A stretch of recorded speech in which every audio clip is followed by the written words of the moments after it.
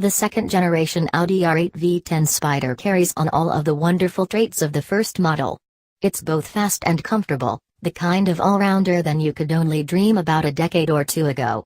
While some of us may miss the V8 and gated manual shifter, the 540 horsepower V10 and dual clutch are still a wonderful combination. This model has a number of upgrades, including a carbon fiber trim package and 20-inch wheels. The convertible top was a nice bonus during fall. All the better to hear that 5.2-liter monster resting in the middle. Editor-in-Chief Greg Migliore: I spent a night in the Audi R8 V10 Spyder, and it's always a riot, if you want it to be. Queuing up dynamic mode and blasting away from a stoplight is a heart-pounding experience. But when I was stuck in rush hour traffic, I was perfectly content. The only trade-off is ride height and visibility. It's a little hard to see out of this thing, and you're basically sitting on the ground. Otherwise, the suspension is civilized, and even cruising at semi-legal highway speeds is a buttoned-down experience. I love the looks of the R8. It stands out with distinct styling that gives Audi a true design halo.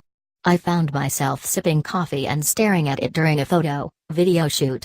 The red paint is a little over the top, but hey, it's a supercar. And the Y design wheels are a nice compliment. It's audacious without being insane. I really like the V10, naturally. It's sneaky loud. I realized this when I got in the car the next morning and the radio volume was cranked. If you're a professional athlete, actor or just flat out rich, the V10 R8 should be on your shopping list. Senior Editor, Green, John Belts Snyder: It's been a while since I've driven the Audi R8, and I didn't expect to like it as much as when I got to use the gated manual shifter in the first-gen car. I was wrong. Things even more amazing now, if slightly less quirky. And, even though it was raining the whole time I had it, the Spyder's convertible top made it even more fun. While the wide-open experience is probably marvelous, the soft top kept me dry while letting in just a bit more noise from the ferocious V10 sitting right behind my head. The sound it makes when it instantaneously responds to the throttle input, screaming upwards of 8,000 revolutions per minute, is hair-raising. This car is simply amazing to rev up. I was able to skip my cup of coffee after my commute. But I was still able to listen to NPR on the radio at low volume and hear just fine when traffic became congested and I ran out of room to play with the powertrain. It's not the most comfortable car. The seats are hard, the suspension is unforgiving in dynamic mode, and there's precious little room to rest your left foot. Still, it's a hoot to drive, and it inspires confidence. Even with the top up, we had a great view in almost every direction, making it easy to point the way through gaps in traffic or avoid a careening commuter with their eyes on their phone. A quick downshift and a little throttle provided enough noise to get their attention, too. I can't wait to try it with the top dropped. Associate Editor recounts: Can a car be too capable and too buttoned down? It feels wrong to criticize the R8 for being too easy to drive fast. I like cars with a sense of drama. Cars that are a little hard-edged. Cars where you really have to work for speed.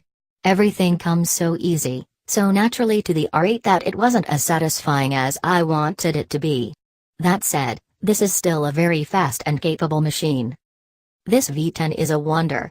Aside from the 10 trumpets singing away behind your head, the way this naturally aspirated engine builds revs makes you want to burn turbocharged engines as heretics. It pulls all the way to redline.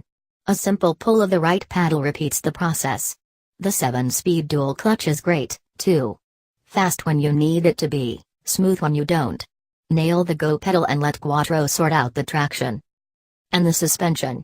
This might be the best riding sports car I've driven all year, even with the optional 20-inch wheels. This really could be an everyday driver or a long-range GT car.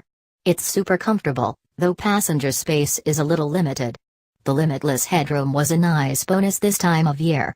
I had the top down, even when the temps dropped to the 50s.